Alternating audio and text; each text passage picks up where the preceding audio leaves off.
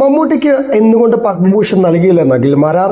മലയാള സിനിമയുടെ അഭിമാനവും ഇന്ത്യൻ സിനിമയിൽ അത്ഭുതകരമായി ഈ പ്രായത്തിലും നടന വൈഭവം ഉണ്ടാക്കുന്ന മമ്മൂക്കയ്ക്ക് എന്തേ പത്മഭൂഷൺ നൽകിയില്ലെന്നും ഏതളവുകോലെടുത്ത് അളന്നാലും ലഭിച്ച മറ്റൊരാളെക്കാൾ ഒരുപടി മുന്നിലാണ് മമ്മൂക്കയെന്നും ഫേസ്ബുക്കിൽ അഖിൽമാരാർ കുറിപ്പ് പങ്കുവച്ചു.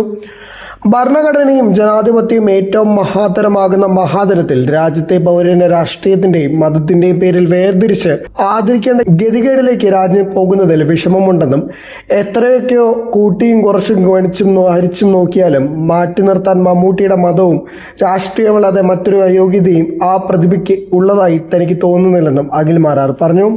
റിപ്പബ്ലിക് ദിനത്തിൽ രാജ്യം നൽകുന്ന ആദരവ് ഏതൊരു ഭാരതീയന്റെയും പൗരന്റെയും അഭിമാന നിമിഷങ്ങളിൽ ഒന്നാണ്. നിരവധി പ്രാഞ്ചേട്ടന്മാർ പണം ഉപയോഗിച്ച് മുൻകാലങ്ങളിൽ പത്മശ്രീ നേട്ടം കൈവരിച്ചിരുന്നു. അർഹതയുള്ള സാധാരണക്കാരന് പത്മശ്രീ ലഭിച്ചതായി കണ്ടത് മോദി സർക്കാർ വന്ന ശേഷമാണ്.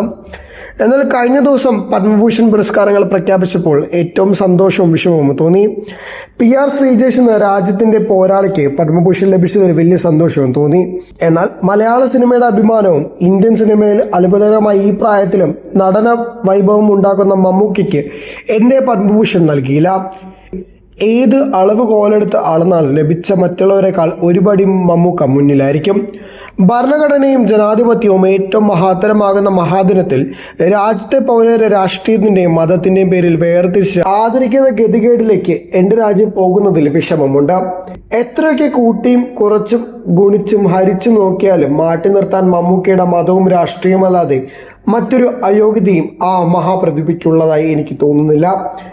പ്രതിഷേധ കുറിപ്പല്ല, അല്ലു അർജുന നാഷണൽ അവാർഡ് കൊടുത്തതും ബാലയ്ക്ക് പത്മഭൂഷൺ കൊടുത്തതും ആദരിച്ചപ്പോൾ ഒഴിവാക്കിയതാണ് മമ്മൂക്കയ്ക്ക് ലഭിച്ച വലിയ പുരസ്കാരമെന്ന് ഓർമ്മപ്പെടുത്താൻ വേണ്ടിയാണ്. അഖിൽമാരാർ പങ്കുവച്ച കുറിപ്പിന്റെ പൂർണ്ണരൂപം ഇതാണ്. ഇതിനെ പിന്തുണച്ചുകൊണ്ട് നിരവധി കമന്റുകളും പോസ്റ്റിന് താഴെ വരുന്നുണ്ടായി.